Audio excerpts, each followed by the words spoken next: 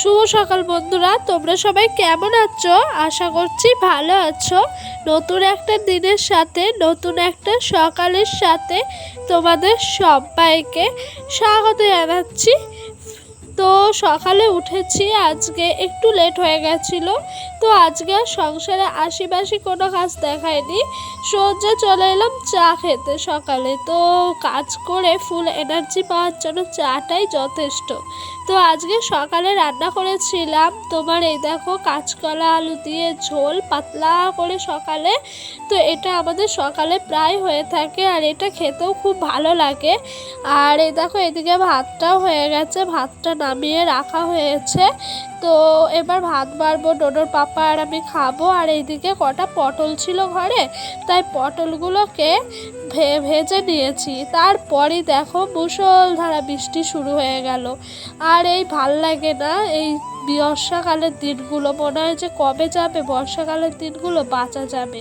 তো আজকে সকাল থেকে বৃষ্টিটা ছিল না বলে সকালে আশিবাসি কাজগুলো শান্তিপূর্ণভাবে সারতে পেরেছি, জানো তো।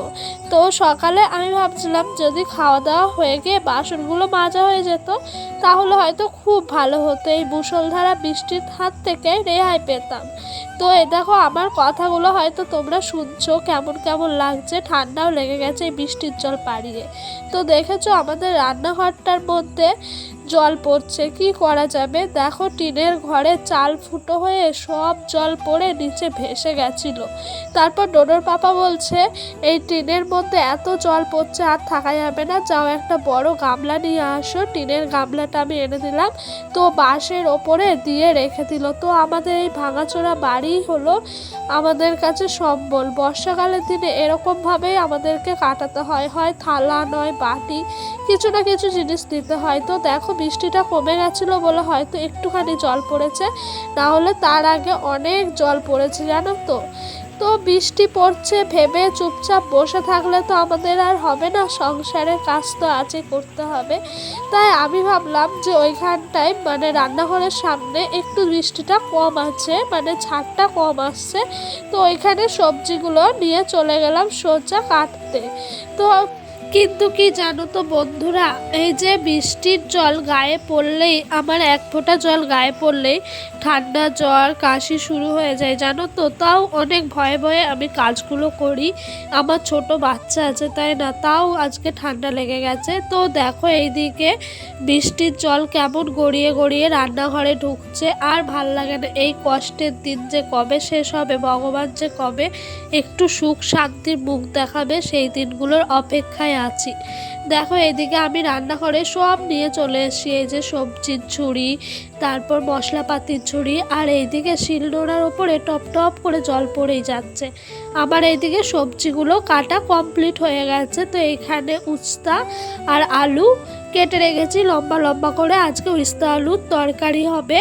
আর এই দেখো পটলগুলো ভাপা হবে। তো এই পটলগুলো জানো তো জমির অনেক টাটকা পটল, খেতেও কিন্তু খুব টেস্টি হয়, কচি কচি একদম পটল। তো এই পটলগুলোকে খোসা ছাড়িয়ে রাখছি, আর কুমড়োগুলোকে পিস পিস করে লম্বা লম্বা করে কেটে রাখছি।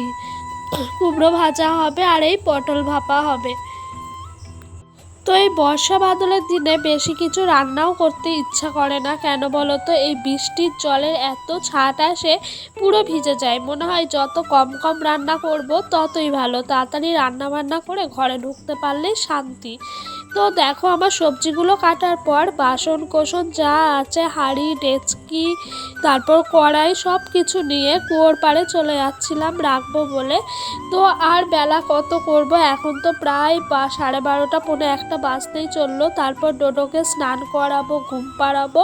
ওইদিকে ও অনেক কান্না করছে আর জেগে থাকতে চাইছে না, জানো তো। সেই জন্য হালকা হালকা বৃষ্টির মধ্যেও চলে গেলাম কুয়োর পাড়ে বাসনগুলো নিয়ে মাজতে। তো দেখো এই এইখানে কত জল জমেছে উঠানের মধ্যে, এত জল জমে কিচ্ছু করার নাই জানো তো। এই কষ্টের দিনগুলো যে সত্যি বারবার বলি আমি কবে যাবে। তো এই দেখো ইট পেতে রেখেছেন আমার শ্বশুর মশাই যে যাতায়াতের অসুবিধার জন্য। তো দেখো বৃষ্টির জন্য তো ছেলের ক্যাতা কাপড় কিচ্ছু মানে শুকায়নি, সেই জন্য ঘরে চেয়ারে খাটের স্ট্যান্ডে সব জায়গায় নিয়ে এসে মিলে রেখে দিয়েছি। দেখো এই জায়গাটাও ছাড়িনি আমি, লাগবে। তো এখন বর্ষাকাল পড়েছে, ছেলে টয়লেটও করছে একটু বেশি বেশি। বর্ষাকালে তো বাচ্চারা টয়লেট করেই, বর্ষাকাল আর শীতকাল ঘন ঘন করে। তো কিছু করার নাই। তারপরে শরীরটা এত খারাপ হয়ে গেছিল আমি আর ভিডিওটা কন্টিনিউ করতে পারিনি। তারপর সন্ধ্যাবেলায় একটু শুয়েছিলাম, ডোডোকে ঘুম টুম পাড়িয়ে তারপর মনে পড়লো ওড়নাটা সকালবেলা ব্লেড দিয়ে কেটে রেখেছি, ওড়নাটাকে সেলাই করতে হবে। তো যেই কথা সেই কাজ, উঠে পড়লাম ঝটপট করে, উঠে তাড়াতাড়ি ফোনটা সেট করে বসে পড়লাম এই ওড়নাটা সেলাই করব বলে। তো ওড়নাটা মানে কি বলতো, এটা চুড়িদার পিসের ওড়না, তো আমার বিয়ের অনেক আগে। তো ওড়নাটা রাখাই ছিল, চুড়িদারটা পরে পরে নষ্ট হয়ে গেল। ওর চুড়িদারের এই ওড়নাটা আর ইউজ করা হয় না, ওড়না তো মাঝে মধ্যে ইউজ করা হয় তাই না। তো ওড়নাটা এবার আমি গিয়ে নিয়ে এসেছিলাম, নিয়ে আসার পর ওড়নাটা এত বড় সবসময় মানে নিতে একটু প্রবলেম হয়, সেই কারণে আমি কেটে ছোট করে নিচ্ছিলাম। দেখো আমার কাটাটাও ঠিকঠাক হয়নি কারণ ব্লেডটা ভালো না, সেই কারণে। তো মোটামুটি যা হয়েছে, বাড়িতে কাজ চালানো তো যাবে, সেই কথা ভেবেই আমি তাড়াতাড়ি করে সেলাই মানে কেটে সেলাই করতে বসে পড়েছি। তো ভিডিওটা আজকে আর বেশি বড় করব না, ভিডিওটা ভাবছি এখানে শেষ করে দেবো। তো বন্ধুরা ভিডিওটা যদি ভালো লাগে প্লিজ প্লিজ লাইক কমেন্ট করো আর সাবস্ক্রাইব করে পাশে থাকা বেল বাটনটা অবশ্যই যেন প্রেস করবা।